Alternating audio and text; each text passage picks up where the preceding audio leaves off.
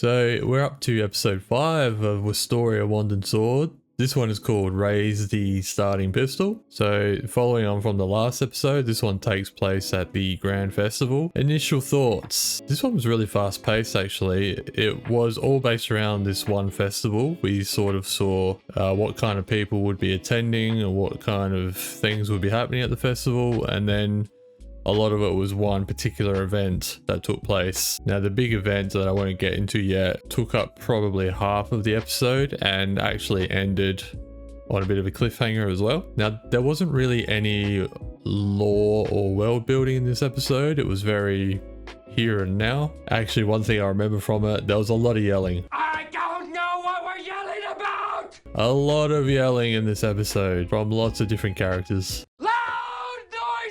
So let's get into the recap. So as I mentioned, we start at the Grand Magic Festival. I'll do things kind of out of order. I just want to talk about some of the characters that we saw at the festival before the main event takes place. One of them was Iris. We saw Iris, who, if you remember, kind of has two personas going on. She has the public persona, which is a kind of hyperactive young student. And then she has this other persona as the Watcher. Now we saw her talking to the headmaster at the Grand Festival as the Watcher, which was interesting. So the headmaster knows that she is a Watcher, presumably working for the Magiavanda, and then she literally changes. She puts her glasses on, changes her hair, and goes out to cheer on Will. We saw Professor Edward there. He was judging the events. We saw Rosti watching with Kiki. We saw some of the scouts that were there, and we found out that they're actually from outside of the walls. So that was a little bit of the world building. These scouts have come from another part of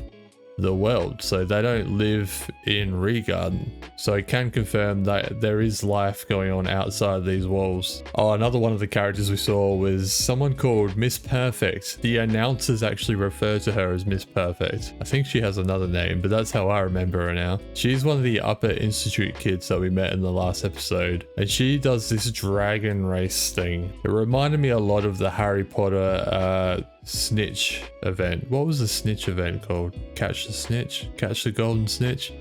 Where they're riding around on brooms? Well, this was like that, but on dragons. Looked like they were chasing something, or maybe they were just racing through like a bunch of rings. I'm not sure, but Miss Perfect won that. We also met a new character. He was an announcer. He was sort of emceeing the event. What was his name? I can't remember his name, but there was a good bit of banter between him and Professor Edward, which was cool. So now the meat and potatoes of the episode. We saw Colette trick Scion into joining her team for this crown race thing. I can't remember the name of it, but it really is like a battle royale. It's like Fall Guys. They are racing towards a literal crown, and it's the first team to get their wins, but they do have an opportunity to disrupt the other teams. So Scion thought, oh, Colette's finally seen the error of her ways. She's not interested in this laggard Will anymore. They use the word laggard a lot in this episode as well when referring to Will. Oh, yeah, so Scion thinks that Colette's finally seen Scion for the superior being that he thinks he is. I mean, Scion should have asked questions. So he walks into the room and sees Will, who is also part of Colette's team, and he's expectedly furious. One of the other teams competing is the team led by Julius, the ice mage that got into a fight with Will in the last episode, and that convinced or made Will compete in this crown race. Basically, there's, I don't know how many teams, a bunch of 3-person teams all on the outer edge of this arena, all converging into one spot to get this crown. And there's a few different biomes they have to go through. There was a Badlands, there was a Woodlands area, and the scholars have set up a bunch of magic traps along the way. Everyone's watching expecting Will to really struggle, but him and Colette form a really good team. She conjures this magical gauntlet that Will wears, and he uses that to get through a bunch of the traps. So they have like a live leaderboard, and their team is actually winning. Sion's doing nothing this whole time. He basically doesn't even say anything, I don't think. And we get a little glimpse of Julius's team. His teammates, just generic teammates, are keeping tabs on the live leaderboard, and they're telling Julius, well, you know, this laggard team is winning. Should we be worried? Yeah, he's not worried. Leave it to me. So Will and his team get close to the arena where the crown is and decide that they should set up an ambush for Julius rather than, I guess, battle him at the end. Problem is Julius is already there. Somehow Julius got there first. So he starts doing his ice magic type things, and then something switches in Scion. He just starts burning everything. He's got this big flame aura going on, and he is pissed. He's really mad. He went full rage mode. His raging hormones were making him rage again. So he attacks Julius, but Will is in the way.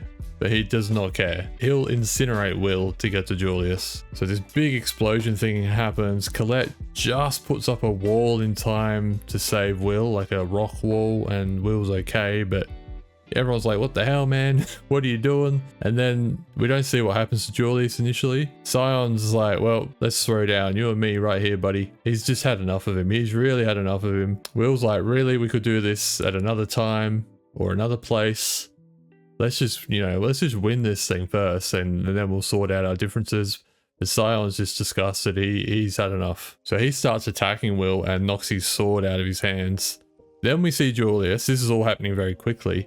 We see Julius. He traps Colette because it looks like Colette's trying to help Will. I get the impression that Julius sort of wants to see how this plays out. I don't think he's partnered up with Scion or anything. And the episode actually ends with Scion telling Will to pick up his damn sword, laggard, or something along those lines. And that's it. It really does end on a cliffhanger. It's probably the first time an episode has ended this way, actually. And there were no post-credit scenes this time either. So yeah, it was another good episode. I might have liked to have seen a little more of the Grand Magic Festival to see what other things they had going on there, but it was really cool. It was cool to see all the characters kind of converge into one place. I do wonder if Scion has any further reason to hate Will. I know he doesn't like him because he's not magical, and he saved him in an earlier episode. This has really shamed him to be saved by a non-magical person. In fact, in this episode, he says something like he would have rather have died to